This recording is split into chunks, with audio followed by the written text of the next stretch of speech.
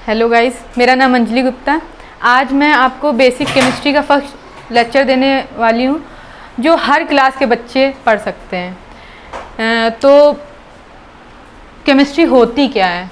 ठीक है, branch of chemistry उसे कहते हैं जिसमें किसी पदार्थ के संगठन कहाँ से मतलब किससे मिलके बना होता है, या फिर उसकी रिएक्शन क्या होती है, मिलके क्या मतलब नया प्रोडक्ट बना देता है, तो उसको हम लोग क्या कह देते हैं? सिंपली भाषा में केमिस्ट्री कह देते हैं। मतलब दो चीज़ मिलकर एक नई चीज़ की उत्पत्ति कर दे, वो क्या है? हमारा केमिस्ट्री है। ठीक है, अब ये क्या है? केमिस्ट्री शब्द की उत्पत्ति कहाँ से हुई? ठीक, केमिस्ट्री शब्द आया कहाँ से? तो केमिस्ट्री शब्द की उत्पत्ति मिस्र से ली गई है। ठीक, मिस्र के किस शब्द से ली गई है? कीमिया। ठीक है, कीमिया। इस कीमिया का अर्थ क्या होता है? काला रंग। ठीक है, काला रंग। मिस्र के लोग वैसे बेसिकली इसको केमी बोलते थे, लेकिन इस बाद में धीरे धीरे इसको कीमिया बोलने लगा। उनकी मिट्टी का रंग क्या होता था? काला होता था। ठीक है, इसलिए अब हम लोग क्या आते हैं, अब हम लोग बेसिक पहला इसका टॉपिक पढ़ते हैं। अगर पूछा जाए कि रसायन विज्ञान के जनक कौन है, फादर ऑफ मॉडर्न केमिस्ट्री, ठीक है, फादर ऑफ मॉडर्न केमिस्ट्री, रसायन विज्ञान के पिता किसको बोला जाता है? तो क्या बोलते हैं? लेवेसियर को, लेवॉइजियर। ठीक है, लेवॉइजियर को इनको बोला जाता है फादर ऑफ मॉडर्न केमिस्ट्री। ये 18वीं शताब्दी के रसायन शास्त्री थे। ठीक है, इन्होंने ही क्या है, हाइड्रोजन और ऑक्सीजन इसकी पहचान करी थी तथा उसका नाम दिया था। ठीक है, तो ये इनको हम लोग क्या बोलते हैं? Father of chemistry. फिर इसके आगे हम लोग पढ़ेंगे पहला टॉपिक जहां से केमिस्ट्री स्टार्ट हो रही है, मैटर। मैटर, ठीक है, पदार्थ। हिंदी में इसको बोलते हैं पदार्थ। तो पदार्थ में क्या है कि वह वस्तु या ब्रह्मांड की कोई भी वस्तु जिसका निश्चित द्रव्यमान हो तथा वो जगह घेरती हो, तो उसको हम लोग क्या कहते हैं? पदार्थ कहते हैं। जैसे कि ये मार्कर, इसका एक निश्चित द्रव्यमान है तथा इसको ये क्या है? एक जगह घेरेगा। ठीक है, तो ये क्या हो गया? पदार्थ हो गया। या कोई मेज ले लीजिए, उसका एक निश्चित द्रव्यमान होगा, मतलब 5 किलो की होगी या फिर कुछ भी एक निश्चित द्रव्यमान होगा तथा वो एक पर्टिकुलरली एक जगह घेर रही है, तो उसको हम लोग क्या कह देते हैं? मैटर बोल देते हैं। ठीक है, तो इसका क्या होता है? एक निश्चित द्रव्यमान होता है तथा ये क्या होता है? स्थान घेरता है, तो उसको हम लोग क्या कहते हैं? पदार्थ कहते हैं। ठीक है, जैसे एग्जाम्पल उदाहरण भी दे रहे, इसमें क्या हो गया? उदाहरण में कुर्सी, मेज, बोतल आदि, कुछ भी यार, जो भी जिसका निश्चित द्रव्यमान होता है तथा वो जगह घेर रहा होता है, उसको हम लोग क्या कहते हैं? मैटर कहते हैं। ठीक है, ये मैटर क्या होते हैं? इनकी मैटर की भी एक प्रॉपर्टीज होती है। ये क्या होते हैं? अति सूक्ष्म कणों से मिलके बने होते हैं। ये मैटर क्या होता है? अति सूक्ष्म कणों से मिलके बने होते हैं। अब जैसे इंसान की उत्पत्ति हुई है, तो क्या नॉर्मल स्किन आ गई? नहीं, छोटे छोटे टिश्यू उत्तक क्यों होते हैं? वो एक दूसरे इतने टाइटली आकर्षण बल की तरह जुड़े हुए हैं, जिससे क्या होता है? एक स्किन का निर्माण होता है। तो हमारा शरीर भी क्या है? एक मैटर का है, बना है। तो उसी से तो क्या होता है? ये सूक्ष्म कणों से मिलके बना होते हैं। ये सारे सूक्ष्म कणों से मिलके बने हैं। ठीक है, इसका निर्माण सूक्ष्म कणों से होता है तथा ये क्या होता है? इनके बीच में क्या होता है? आपस में आकर्षण बल होता है, एक दूसरे से जुड़े हुए होते हैं। ठीक है, और ये क्या है? स्थान घेरते हैं तथा इसमें निरंतर गति होती रहती है। ठीक है, निरंतर गति होती रहती है। तो ये हो गई मैटर की। अगर कोई पूछ ले, जैसे मैटर से भी अगर कोई पूछ ले, इस मैटर को अगर हम इस मार्कर को तोड़ दें टुकड़ों में, जैसे कांच ले लीजिए, कांच को आप फोड़ दीजिए, कांच तो मैटर है ना, उसका अपना निश्चित द्रव्यमान है तथा वो अपनी जगह भी घेर रहा है, लेकिन अगर बाई चांस उस कांच को भी तोड़ दिया जाए तो क्या होता है, उससे भी छोटे छोटे पाउडर फॉर्म में आ जाता है। तो वो क्या होता है, तो हम लोग का क्या होता है, ऐसे ही मैटर को तोड़ दे तो क्या है, परमाणु। ठीक है, इसको बोलते हैं एटम। ये क्या होता है, मैटर से भी छोटे छोटे होते हैं कण, इसमें और मतलब छोटा हो जाता है। तो इससे तो ये परमाणु क्या होता है, डाल्टन ने सिद्धांत दिया था परमाणुवाद का। उसमें कहा था कि इस परमाणु को, ये परमाणु छोटे छोटे कणों से मिलकर बना होता है तथा इसको अविभाजित नहीं किया जा सकता है। लेकिन अब क्या है कि इस परमाणु मतलब आइटम को भी हम लोग क्या कर सकते हैं, और विभाजित कर सकते हैं। अब ये क्या हो गया, विभाज्य हो सकता है। किसमें, आपको पता होगा, इलेक्ट्रॉन, प्रोटॉन और न्यूट्रॉन। ठीक है, ये आपने पढ़ा होगा। फिर अब क्या है, ये इलेक्ट्रॉन, प्रोटॉन, न्यूट्रॉन कहाँ से आए। ठीक है, इनको भी क्या होता है, इनका भी एक स्वरूप होता है। ये क्या है, ये गॉड पार्टिकल से आए, जिसको हम लोग हिंदी में बोलते हैं क्वार्क। ठीक है, ये क्वार्क मिलते हैं तो क्या होता है, इलेक्ट्रॉन, प्रोटॉन, न्यूट्रॉन बनते हैं। फिर ये इलेक्ट्रॉन, प्रोटॉन, न्यूट्रॉन रिएक्शन करते हैं तो आइटम बनाते हैं। एटम आपस में रिएक्ट करते हैं तो क्या होता है, मैटर। मतलब उससे हम लोग क्या बनाते हैं, मैटर, धातु में कांच वाच कुछ भी बनाते हैं। ठीक है, तो इतना आपको समझ में आया होगा। फिर अब हम इसकी क्या, इसकी अवस्थाएं पढ़ेंगे कि पदार्थ की कितनी अवस्थाएं होती हैं। ठीक है, स्टेट ऑफ मैटर। ठीक है, अब हम लोग पदार्थ की अवस्थाएं, स्टेट ऑफ मैटर, पदार्थ की कितनी अवस्थाएं हैं। तो प्रेजेंट टाइम में अब क्या है, आजकल क्या में 5 अवस्थाएं हम लोग को पता चल गई हैं। पहली कौन सी, सॉलिड, दूसरी लिक्विड, तीसरी गैस, चौथी प्लाज्मा, पांचवी बोस आइंस्टीन कंडेंसेट। ठीक है, इसको हिंदी में भी लिख दे रहे हैं, ठोस, द्रव, गैस, प्लाज्मा और बोस आइंस्टीन कंडेंसेट। ठीक है, ये हो गई। अब हम इसके विषय में विस्तार से चर्चा करेंगे। ठीक है, तो सॉलिड क्या होता है, सॉलिड वो होता है जिसका आकार और आयतन क्या हो, निश्चित हो, तो उसको हम लोग क्या कहते हैं, सॉलिड कहते हैं। जैसे कि ये मार्कर, इसका क्या, एक आकार निश्चित है और क्या है, इसका आकार निश्चित और आयतन भी निश्चित है। मान लो ये 2 ग्राम का होगा तो इसका आयतन भी निश्चित हो गया।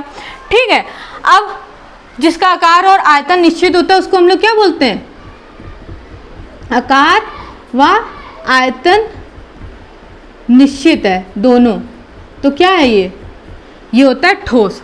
अब द्रव में क्या होता है, द्रव में क्या होता है, आकार अनिश्चित होता है। कैसे, आकार कैसे अनिश्चित होता है, जैसे कि आप इसको बॉटल में डाल देंगे तो ये बॉटल के शेप की हो जाएगी, आप इसको गिलास में डाल देंगे तो गिलास के शेप में हो जाएगी। मतलब इसका कोई निश्चित शेप नहीं है, आकार नहीं है। इसको जिस पात्र में डाल देंगे वो उस पात्र की हो जाएगी, तो इसका आकार अनिश्चित है। लेकिन इसका आयतन क्या होता है, निश्चित होता है। कैसे, जैसे कि आपने 5 लीटर पानी लिया, अब 5 लीटर पानी को आप बोतल में डालेंगे तब भी वो 5 लीटर का रहेगा, आप गिलास में डालेंगे तब भी वो 5 लीटर का रहेगा। तो मतलब क्या होता है, आयतन निश्चित होता है लेकिन आकार निश्चित नहीं होता है द्रव का। ठीक है, और गैस का क्या होता है, गैस का ना तो आकार निश्चित होता है, ना तो आकार निश्चित होता है, ये भी अनिश्चित होता है, और आयतन भी अनिश्चित होता है।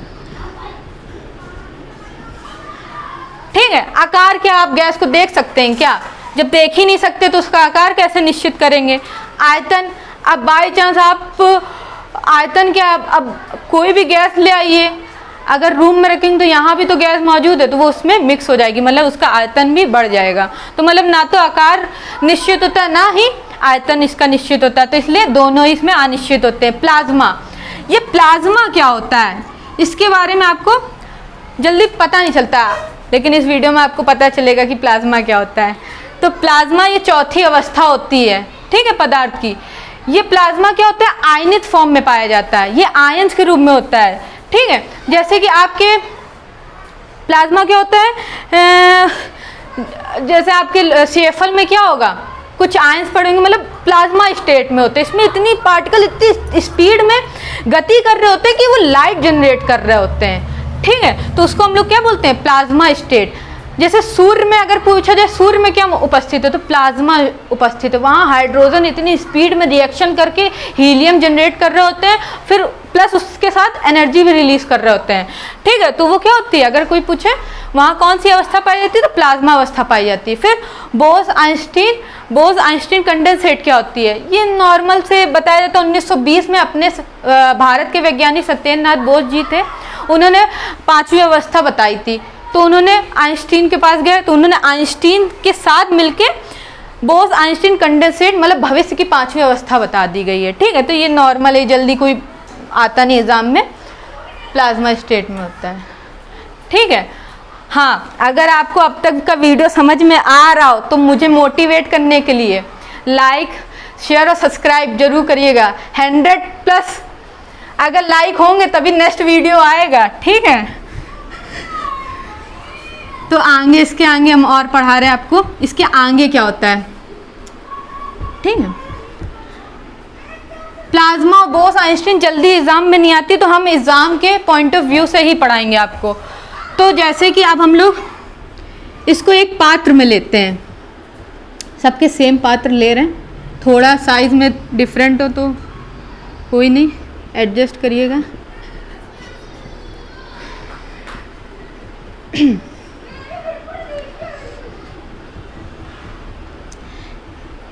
ठीक है, ये पार्टिकल्स हैं कुछ, ये सॉलिड, इसको सॉलिड, ये लिक्विड और ये गैस। जैसे कि आपको दिख रहा होगा कि सॉलिड के पार्टिकल्स क्या होते हैं, आपस में इतने पास होते हैं कि ये बहुत रिजिड होते हैं, कठोर होते हैं, ठीक है। तभी तो इनका आयतन क्या होता है, इनका आकार क्या होता है, इनका निश्चित होता है, क्योंकि इनके पार्टिकल्स आपस में बहुत टाइटली बंधे रहते हैं एक दूसरे से। तो आप जैसे कोई भी ले लीजिए, जैसे मोबाइल का ये कवर है, तो इसके क्या है, पार्टिकल्स क्या आपस में बंधे हैं, आप इसको तोड़ नहीं सकते, मतलब मोड़ तो सकते हैं, मतलब तोड़ नहीं सकते इसको। सॉलिड है, मतलब ये कवर है, अच्छे से नहीं आपको समझ में आएगा, लेकिन ये जैसे मार्करी ले लीजिए, तो इसके क्या पार्टिकल आपस में बंधे हैं बहुत, तो आप क्या इसको हटा पा रहे हैं, टाइटली बंधे हैं ना, तो ये जुड़े हुए हैं आपस में। तो इनका आयतन भी क्या है, निश्चित, आप ना इनको दबा के पिचका सकते हैं, मतलब फिक्स्ड है ये आयतन। अब पानी है, पानी का तो आकार क्या होता है, अनिश्चित होता है, ठीक है, और गैस का भी आकार अनिश्चित होता है। अब आयतन की बात करी जाए तो बताया था क्या होता है इसका, ये 5 किलो का अगर है कोई चीज़ तो वो 5 ही किलो की रहेगी, ठीक, ये निश्चित होता है। पानी है, पानी का ही बताया था आपको कि उसको किसी पात्र में डाल दीजिए, 5 लीटर है तो चाहे बोतल में डाल दीजिए या गिलास में डाल दीजिए, 5 ही लीटर रहेगा। लेकिन गैस क्या होता है, अनिश्चित होता है। अब हम लोग क्या पढ़ेंगे इसमें, अब हम लोग एक नई चीज़ पढ़ेंगे इसमें, काइनेटिक एनर्जी। काइनेटिक एनर्जी मतलब हिंदी में क्या बोलेंगे इसको, गतिज ऊर्जा। जैसा कि आपको फिगर में समझ में आ रहा होगा कि इसके पार्टिकल इतने पास होते हैं कि आपस में क्या होते हैं, मूव नहीं कर पाते हैं, ये आपस में बहुत ही करीब हैं, जुड़े हुए हैं, तो जिससे मूव नहीं कर पाएंगे तो इसकी काइनेटिक एनर्जी ज़्यादा काइनेटिक एनर्जी हो ही नहीं पाएगी, इसमें बिल्कुल लेस होगी, लेस काइनेटिक एनर्जी, बहुत ही कम होगी नहीं, पाई नहीं जाएगी वैसे अगर देखा जाए, इतनी कम होती है, लेस होती है, ठीक है। और लिक्विड में क्या होता है, आपको दिख रहे होंगे इसके पार्टिकल्स क्या होते हैं, इसमें गैपिंग होती है। अगर नहीं आपको जैसे नहीं समझ में आ रहा है कि इसमें गैपिंग होगी कि नहीं होगी, तो देखिए पानी में अगर आप चीनी डालेंगे, ठीक है, अगर स्पेस का समझा रहे हैं आपको कि रिक्त स्थान होता है, स्पेस होता है कि नहीं। पानी में अगर आप चीनी डालेंगे तो चीनी घुल जाती है, ठीक है, घुलती रहती है, तो मतलब कि क्या होता है, इससे पता चलता है कि उसके बीच में क्या है, स्थान है, तभी तो वो अपनी एक जगह बना ले रही है। तो ये क्या होता है, इसमें लिक्विड में स्थान पाया जाता है, तभी इसमें क्या होता है, मोशन होता है। थोड़ा इसके पास पास होते हैं पार्टिकल, थोड़े मोशन कर रहे होते हैं, ठीक है। तो ये क्या होता है, अगर देखा जाए इसमें काइनेटिक एनर्जी बहुत कम पाई जाती है, ठीक है, ऐसे मान लीजिए इसमें कम पाई जाती है, ठीक। सबसे ज़्यादा किसमें पाई जाती है, लेकिन इसमें काइनेटिक एनर्जी होती है, इस सबसे ज़्यादा किसमें, गैस में पाई जाती है। इसके पार्टिकल इतनी तेज़ी से मोशन कर रहे होते हैं कि हम लोग को दिखा ही नहीं देते हैं, ठीक है। तो सबसे ज़्यादा किसमें काइनेटिक एनर्जी होती है, सबसे ज़्यादा काइनेटिक एनर्जी गैस में पाई जाती है, फिर सेकंड लिक्विड में पाई जाती है, और थर्ड इसमें सॉलिड में, ठीक है। अब जैसे सॉलिड में कई लोग अपवाद करेंगे, सॉलिड में कैसे दीदी मतलब होगा ये, तो सॉलिड में क्या होगा, आपका फ़ोन वाइब्रेट तो करता है ना, तो मतलब एक प्रकार से मोशन ही हो रहा होता है, काइनेटिक एनर्जी हो रही होती है, ठीक है। अब इसमें क्या है, इंटरमोलिकुलर, अगर कोई पार्टिकल अंतरा आणविक बल के बारे में पूछे कि सबसे ज़्यादा किसमें पाया जाता है अंतरा आणविक बल, और सबसे कम किसमें पाया जाता है, तो अंतरा आणविक बल क्या होता है, अंतरा आणविक बल, इसको इंग्लिश में बोलते हैं इंटर पार्टिकल फोर्स। तो आपको दिख रहा होगा अंतरा आणविक बल किसके हैं, जो टाइटली जुड़े हों आपस में, मतलब बिल्कुल घुसे हों, उसी में तो आकर्षण बल ज़्यादा होगा। आपको दिख रहा होगा सॉलिड के पार्टिकल क्या है, एक दूसरे में इतने ज़्यादा अटैच है कि इनके बीच में स्थान ही नहीं है। तो सबसे ज़्यादा किसमें अंतरा आणविक बल पाए जाएंगे, तो सॉलिड में सबसे ज़्यादा पाया जाता है। फिर उसके बाद किसमें पाया जाता है, लिक्विड में। देखिए कंपेयर करिए तो लिक्विड के पार्टिकल क्या होते हैं, इससे थोड़े से होते हैं, कम होते हैं मतलब। फिर सबसे कम किसमें पाया जाता है अंतरा आणविक फोर्स, इंटरमोलिकुलर, पर सबसे कम इसमें, क्योंकि इसमें कोई फोर्स ही नहीं लग रहा है, ये अलग इधर उधर जिगजैग मोशन में घूम रहे होते हैं। फिर इसके बाद एक और आता है, क्या होता है, पार्टिकल हो गया। अगर कोई पूछे स्पेस, अंतरा आणविक डिस्टेंस या फिर दूरी पूछ ले, कोई अंतरा आणविक स्थान पूछे, कुछ भी बोल सकते हैं, इंग्लिश में सिनोनियम बहुत होते हैं। तो अंतरा आणविक स्पेस, तो आपको दिख रहा होगा सबसे ज़्यादा स्पेस किसमें पाया जाता है, सबसे ज़्यादा स्पेस किसमें, आपको दिख रहा होगा गैस में। तो गैस में सबसे ज़्यादा होता है स्थान खाली, फिर लिक्विड में, फिर सॉलिड में तो होता ही नहीं होती। तो ये वो सब होता है, ठीक है। फिर मोहित, फिर इसके बाद ठीक है, आज के लिए आपके लिए इतना ही ठीक है। फिर इसके आगे और कंटिन्यू करेंगे। अगर आपको चैनल या फिर ये वीडियो ज़्यादा समझ में आया है तो प्लीज़ ज़्यादा से ज़्यादा लाइक कीजिए, ये इससे पैसे नहीं मिल रहे हैं, सिर्फ मोटिवेशन के लिए, ठीक है। अगला वीडियो लाने के लिए प्लीज़ ज़्यादा से ज़्यादा करिएगा।